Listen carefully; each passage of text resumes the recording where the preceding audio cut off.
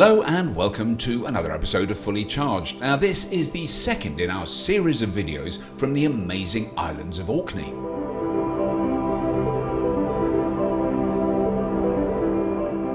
In this episode we're talking to a company that are driving progress in housing that's both renewably powered and affordable by incorporating solar PV, amazing insulation, air source heat pumps and home battery storage into the very building design. Mark, we're standing in front of a new house with a Tesla Powerwall on it, and I've noticed solar panels built in on the roof.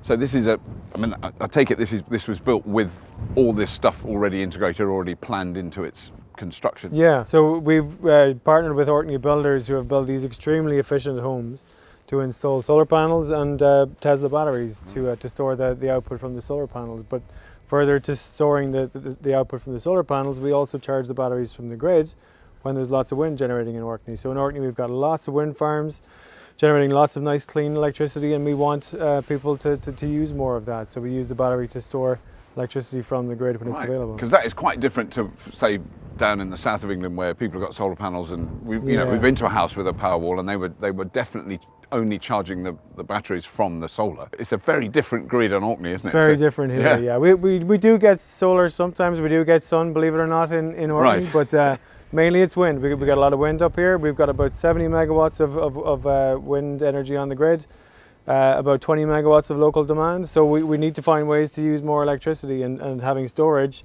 allows us to do that. So that's what we're setting this whole estate up to do, is to store that wind energy for when it's needed later on. Right. We think every home should have a battery. We think in 10 years' time it isn't entirely possible that every home can have a battery to help store the renewables that we're generating across the grid. So here in Orkney, with the amount of renewables that we've got on, we are starting off with this housing estate, 30 homes, putting Tesla Powerwall batteries in all of the homes. We have a cloud software platform which we use to control the batteries and tell them when to come on and charge from the grid. So on a windy day like today, when people don't necessarily need the electricity during the day, we store it up in the battery for later use during the nighttime or evening. I mean, for the people who live in these houses, does it equate to a cheaper electricity bill? Absolutely, yeah. So we store their on-site solar generation for them. So rather than some of that escaping out into the grid, which is lost to them, we save that for them for when they come home later on. To pass on the full benefit of energy storage, we also shift supply to them to periods of very low wholesale market price. So generally the more wind energy, the more solar that comes onto the grid, the lower wholesale market prices are. It has to make sense economically and financially. I mean, subsidies have driven the growth of the early growth of renewables. And they've done their job. They've brought the costs down for solar and for wind. But now solar and wind are pretty much the lowest cost form of electricity that's available. Yeah. So offshore wind, onshore wind, solar, they're all competing with fossil fuels. Yeah. Another 5-10 years down the line, they're going to be cheaper. And but we need storage to make all that work, and that's what we're trying to do here.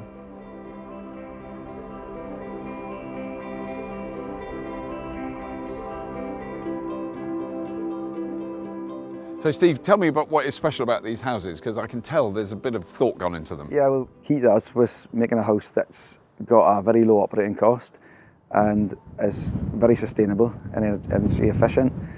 And also we didn't want to have a big infrastructure cost for the client, so we didn't want to be putting in an awful lot of renewable technologies that have potentially big maintenance and refurbishment cost over the life cycle. Right. So we think we've come up with a solution here that is groundbreaking. In some respects it goes back to basics. It gives people more control over their home, but by doing so you're allowing people to become prosumers rather than consumers. Right. And they're more proactively using the house. We've incorporated solar PV, as you can see behind me, because naturally you want to generate and retain as much energy on the site as you can. That retention is possible by providing Tesla batteries. I'm assuming like the insulation and the doors and windows are pretty state-of-the-art. In Scotland now, part of the requirement from building regulation is that you have to do air permeability testing. Right. These houses tested just a little more than passive houses in terms of the air permeability, so they're very, very well built, they're airtight. And so they're actually heated with air source heat pumps, are they? They're space heated rather than heating every single apartment. Right. We heat with the volume of air within the house is kept up to a temperature using the air source heat pumps. Right. And the occupants are finding it very efficient and really convenient so far. Right. And presumably a lot cheaper to run than if you had a gas boiler in here. That's going to, particularly here where you haven't got mains gas, it's going to be really expensive. Yeah, in Orkney we don't have gas. We've got primary fuel source right now. The only option really is electricity. We've been completely electric for a number of years. Oil was the other alternative, but naturally now we can't put oil-fired boilers in. Yeah.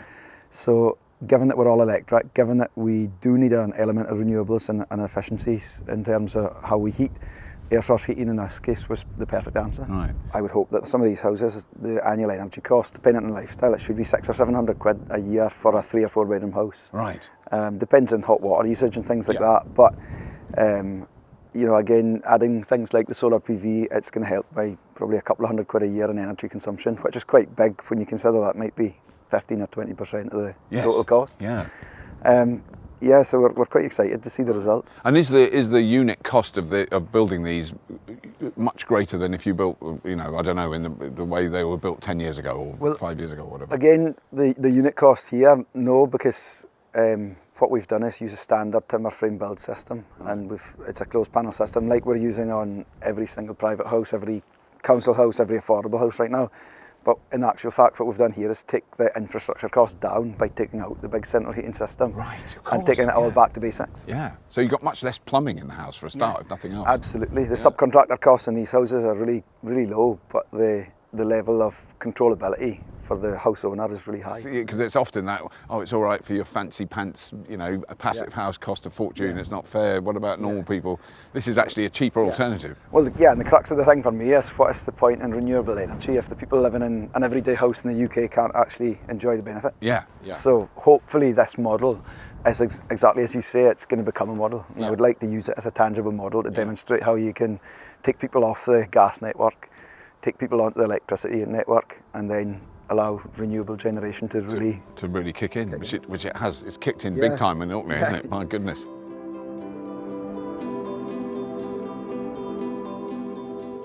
So guys, what I'm assuming is Orkney is such a brilliant test bed. It's an amazing place to experiment and to try different technologies out. And it really feels from talking to you that that's very much a part of the reason you're doing what you're doing here. Yeah, absolutely. I mean, Orkney is kind of really setting the scene, I guess, for the future of energy. It's a real hive of activity in the renewable sector. We're already at the stage where we're producing a lot more than we need ourselves locally.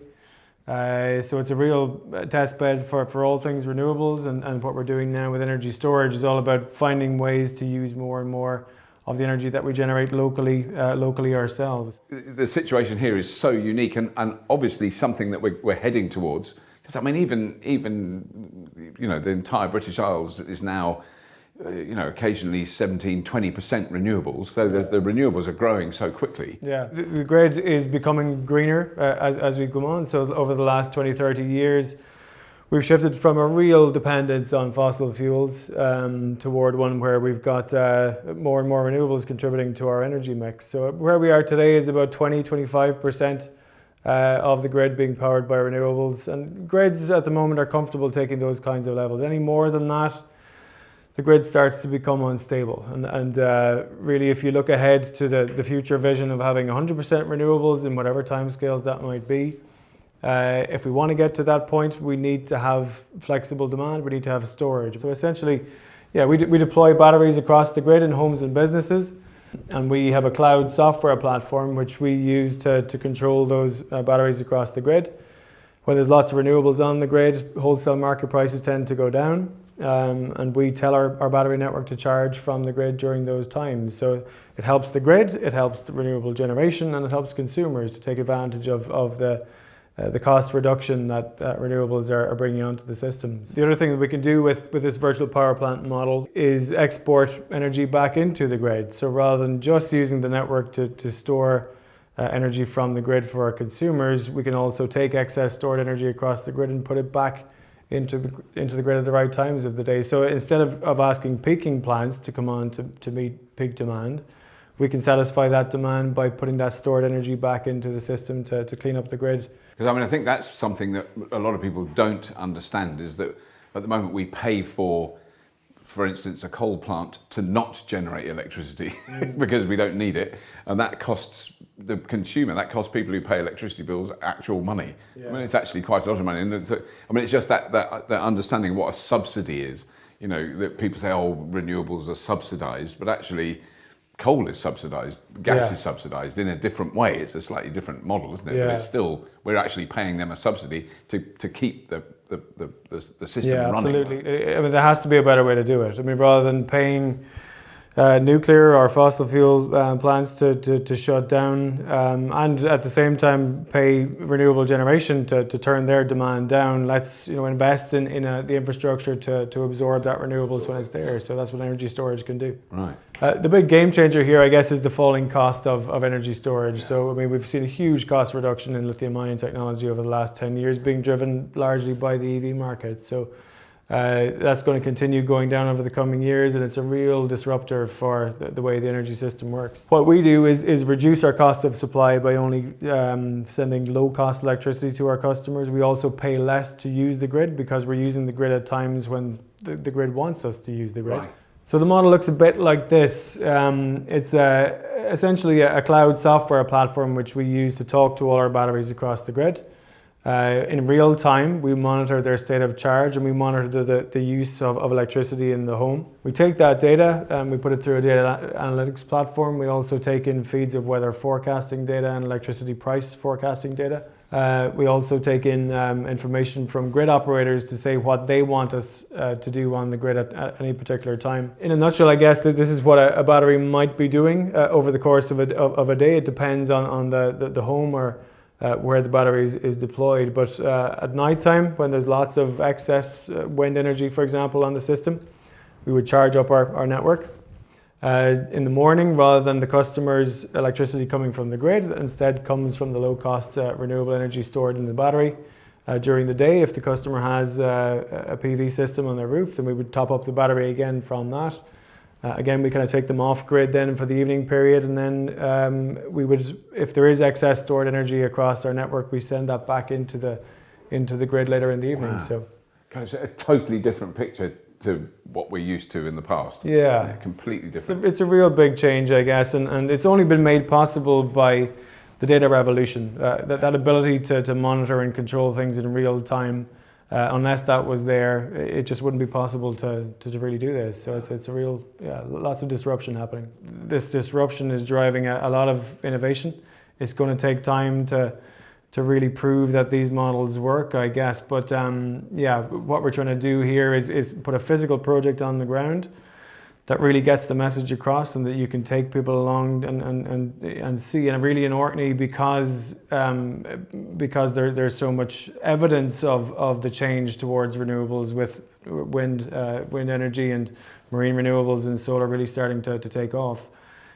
People can make that link between the energy that's being generated and how they use that energy, and that's what we're really trying to do here, is to make a real physical footprint of the system that we're talking about, rather than just talking about it. Yeah. So. In our next episode from Orkney, coming soon, we'll be getting up close with some of the amazing tidal turbines that could generate huge amounts of predictable and reliable energy for the islands, while fostering the knowledge and skills to bring even more renewable technology to the world. But that's all we've got time for. Please do subscribe to Fully Charged, and please do check out the Patreon link just below this video. Have a look, just in case. And obviously, as always, if you have been, thank you for watching.